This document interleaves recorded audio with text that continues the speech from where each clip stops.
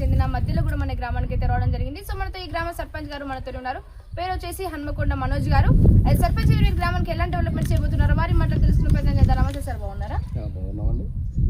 ముందుగా ఇక్కడికి మధ్యలో కూడా చేసి వచ్చినటువంటి డొనేషన్ ఛానల్ మీకు ప్రత్యేక ధన్యవాదాలు తెలుపుకుంటున్నాను. మేము ఈ 5 ఏళ్లలో ముందుగా నాకు సహకరించినటువంటి గ్రామ ప్రజలకు నన్ను నా మంచిని గుర్తించి నాకు ఓటేసినందుకు వారికి ధన్యవాదాలు తెలుపుకుంటున్నాను. ఓకే సార్, రాబోయే 5 సంవత్సరాల్లో సర్పంచ్ మీ గ్రామానికి ఎలాంటి డెవలప్మెంట్ చేయబోతున్నారు? ఊర్లో ఎలాంటి ఇబ్బందులు లేకుండా ఇప్పుడు 10 ఏళ్ళ తర్వాత ఇప్పుడు ఇందిరమ్మ ఇంట్లో రావడం జరిగింది. ఇల్లు లేని ప్రతి పేదవారికి ముందుగా ప్రిఫరెన్స్ ఇవ్వడం జరుగుతుంది. ఫస్ట్ విడతల 18 ఇళ్ళు వచ్చినాయి. వాళ్ళని గుర్తించి వారికి ఇవ్వడం జరిగింది. ఎలాంటి పోటీతత్వాలు లేకుండా వాళ్ళకి ఇచ్చినాం. ఇవ్వడం ద్వారా మాకు ఎలాంటి ఇబ్బందులు కాలే, వీళ్ళకి ఎందుకు ఇచ్చిర్రు అని అనుకుంటా అందరికి ఇల్లు ఇవ్వడం జరిగింది. మీ గ్రామంలో ఇంకా ఎలాంటి సమస్యలు అనేవి ఉన్నాయి? సమస్యలు అంటే సీసీ రోడ్లు ఉన్నాయి, ఒకటి డ్రైనేజీలు ఉన్నాయి. వాటికి కూడా మొన్న 10 లక్షల సీసీ రోడ్ వేయడం జరిగింది. ముందు ఎమ్మెల్యే గారి సహకారాలతో ఆ డ్రైనేజీలు కూడా కంప్లీట్ చేస్తాం. మిగిలిన పనులకు ఏమున్నా నీటి ఎద్దడైతే ఇక్కడ లేదు. ఎండాకాలం ఒక నెల కొంచెం ఇబ్బంది అవుతుంది. మిషన్ భగీరథ వాటర్ సరిపోదు. ఇప్పుడు ఊర్లో ఒక బోర్ ఉన్నది. ఆ బోర్ ద్వారా ఇప్పుడు ప్రజలకు అందించడం జరుగుతుంది. నీటి కొరత లేదు ఇక్కడ. సీసీ రోడ్లు కూడా కొన్ని ఉన్నాయి. ఒక 30 లక్షలు అయితే సీసీలు కంప్లీట్ అవుతాయి.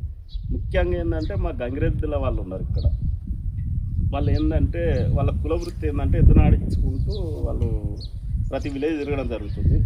వారికి ముందుగాల వాళ్ళకి ప్రిఫరెన్స్ ఇచ్చి మొన్న వచ్చిన దాంట్లో వాళ్ళకు కూడా ఎక్కువ ఇవ్వడం జరిగింది.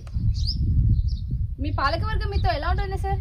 ఓకే, పాలకవర్గం నాకు అన్ని విధాలుగా సహకరిస్తారు. వాళ్ళతో మనకేం ఇబ్బంది లేదు. ప్రభుత్వం ద్వారా కూడా మనకు మంచి ప్రిఫరెన్స్ ఇవ్వడం జరుగుతుంది.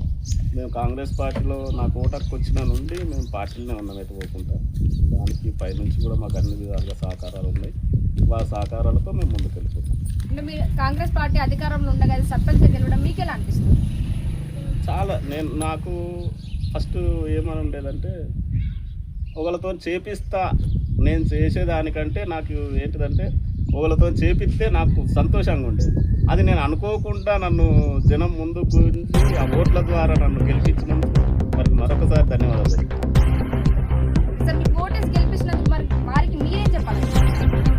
సరే, వారికి ఆపత్తి సంపత్తి నేను ఇప్పుడు ఆయన గెలిచిన తర్వాత గెలవక ముందు కూడా ఎక్కడ ఆపదైనా ఆర్థికంగా లేకపోవచ్చు, కానీ ఎవరికి ఆపతున్నా ఫస్ట్ అక్కడ జనంలో కనబడేది నేనే. వాళ్ళకి తెలుసు, నేను వెళ్ళిపోతాను. నాకు ఫస్ట్ ఊళ్ళో ఏదైనా జరిగిందంటే ఫస్ట్ ఇంతకుముందు సర్పంచులు ఉన్నా కూడా నాకే ఫోన్ వచ్చేది. వాళ్ళ బాధలలో నేను ఉండేదాన్ని.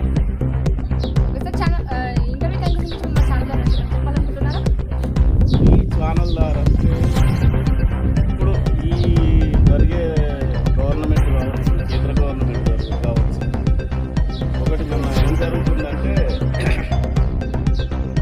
నస్కలేట్లను ఉగ్రవాదులని వాళ్ళని ఏరివేయడం జరుగుతుంది.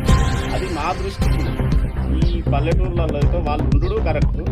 వాళ్ళని ఏరివేయించిన తర్వాత ఇప్పుడు ఏమవుతుందంటే ఇప్పుడు రాజకీయ నాయకులే జనాలను దోసుక తినే రైతులు ఉన్నారు. వాళ్ళ ద్వారానే జనాలకు హాని జరుగుతుందేమో అని